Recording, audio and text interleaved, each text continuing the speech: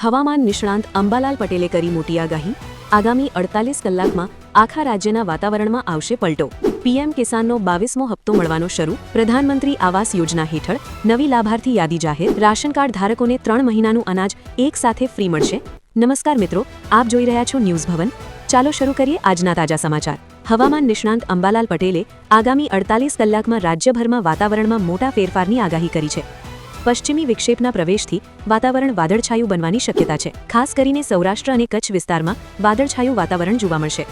દક્ષિણ ગુજરાત કચ્છ અને સરહદી વિસ્તારોમાં માવઠાના એંધાણ પણ નોંધાયા છે અંબાલાલ પટેલે જણાવ્યું કે અરબ સાગર અને બંગાળની ખાડીમાં લો પ્રેશર સિસ્ટમ સર્જાતા ઉત્તર ભારતમાં હિમવર્ષાના એંધાણ જોવા મળી શકે છે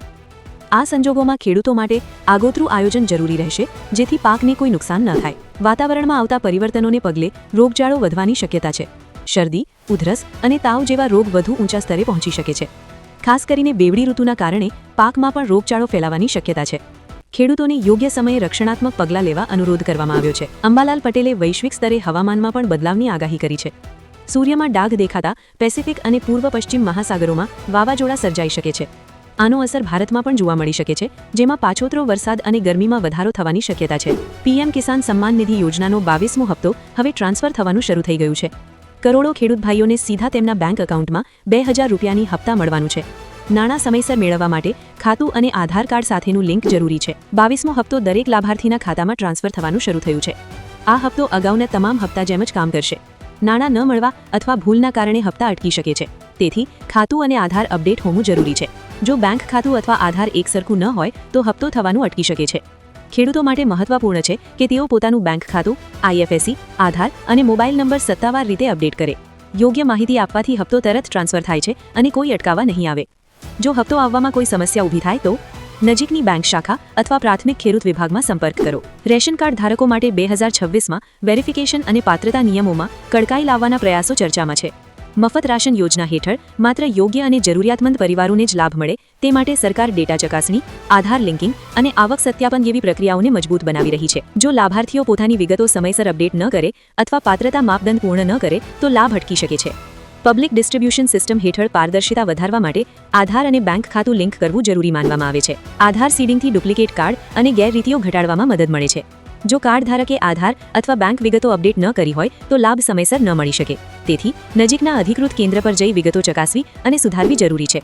રેશન કાર્ડના નવા નિયમોનો મુખ્ય હેતુ ગેરલાભાર્થીઓને દૂર કરીને પાત્ર પરિવારોને યોગ્ય રીતે સહાય પહોંચાડવાનો છે તમામ જરૂરી શરતો પૂર્ણ કરી અને વિગતો અપડેટ રાખવાથી લાભ ચાલુ રાખી શકાય છે સત્તાવાર સૂચનાઓ પર જ વિશ્વાસ રાખવો જોઈએ પ્રધાનમંત્રી આવાસ યોજનામાં ગ્રામીણ અને આર્થિક રીતે નબળા વર્ગના પરિવારો માટે મોટી રાહતના સમાચાર સામે આવ્યા છે પ્રધાનમંત્રી આવાસ યોજના હેઠળ ઘર બાંધકામ માટે 1.20 લાખ સુધીની સહાય મંજૂર થવાની જાહેરાત સાથે નવી લાભાર્થી યાદી જાહેર કરવામાં આવી છે ઘણા પરિવારો જેઓ વર્ષોથી કાચા મકાનમાં રહેતા હતા હવે પક્કા ઘરનું સપનું પૂરું કરવાની દિશામાં આગળ વધી રહ્યા છે નવી યાદીમાં નામ કેવી રીતે ચકાસવું નવી યાદીમાં નામ ચકાસવા માટે લાભાર્થી પોતાના ગામની ગ્રામ પંચાયત કચેરી અથવા અધિકૃત પોર્ટલ પર જઈ માહિતી મેળવી શકે છે યાદીમાં નામ હોવું જરૂરી છે કારણ કે માત્ર પસંદ થયેલા પરિવારોને જ સહાય મળે છે જો નામ યાદીમાં ન હોય તો સંબંધિત અધિકારીઓનો સંપર્ક કરી વિગતો ચકાસી શકાય છે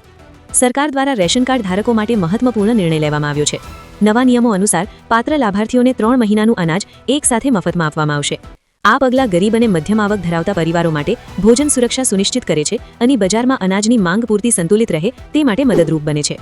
ફ્રી અનાજ યોજના હેઠળ લાભાર્થીના રેશન કાર્ડ અને આવક આધારિત પાત્રતાનું ચકાસણી કરવામાં આવે છે બીપીએલ એપીએલ અથવા અન્ય પાત્ર ગ્રુપના રેશન કાર્ડ ધારકો આ યોજનાનો લાભ મેળવી શકે છે લાભાર્થીઓએ આધાર કાર્ડ અને રેશન કાર્ડ સાથે અરજી અથવા રેશન દુકાન પર નોંધણી કરવી જરૂરી છે નવા નિયમ મુજબ પાત્ર લાભાર્થીઓ રેશન દુકાન પર જઈને 3 મહિનાનું સ્ટોક મેળવી શકે છે ડિજિટલ ટ્રેકિંગ અને ડીબીટી પદ્ધતિની મદદથી વિતરણ ઝડપી અને પારદર્શક બને છે આથી લાભાર્થીઓને સતત સ્ટોકની ખાતરી રહે છે